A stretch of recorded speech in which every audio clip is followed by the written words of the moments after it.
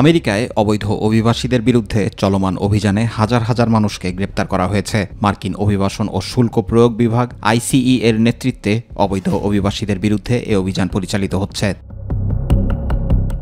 মার্কিন সংবাদমাধ্যম Fox news জানায়, গত 23 জানুয়ারি থেকে 31 জানুয়ারি পর্যন্ত 9 দিনে যুক্তরাষ্ট্রের বিভিন্ন অঙ্গরাজ্য থেকে 7,400 জনের বেশি নথিবিহীন অভিবাসীকে গ্রেপ্তার করেছে আইসিই। গ্রেপ্তারদের মধ্যে প্রায় 6,000 জনকে বন্দিশালায় রাখা হয়েছে। শিগগিরই তাদের নিজ নিজ দেশ কিংবা কিউবার গুয়ান্তানামো বন্দিশালায় পাঠানো হবে।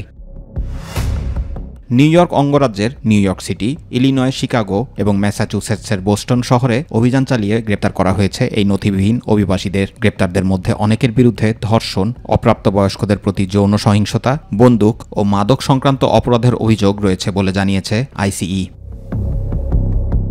এর আগে ডোনাল্ড ট্রাম্প তার নির্বাচনী প্রচারের সময় অবৈধ অভিবাসীদের দেশ থেকে বের করার প্রতিশ্রুতি দিয়েছিলেন। 2024 সালের নভেম্বরে অনুষ্ঠিত প্রেসিডেন্ট নির্বাচনে জয়ী হওয়ার পর সাংবিধানিক বিধি মেনে গত 20 জানুয়ারি শপথ গ্রহণ করেন ট্রাম্প। ক্ষমতায় এসে অভিবাসন ব্যবস্থার পরিবর্তন আনতে তিনি বেশ কিছু নির্বাহী আদেশ জারি করেছেন। এরই ধারাবাহিকতায় অবৈধ অভিবাসীদের বিরুদ্ধে যুক্তরাষ্ট্রে অভিযান শুরু হয়েছে।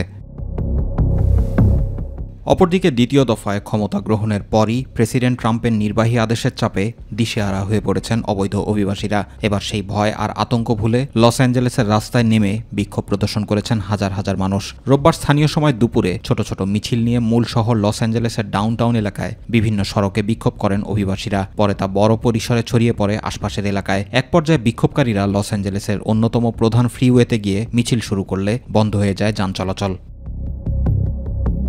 জুবাইর রহমান, মাই টিভি নিউজ।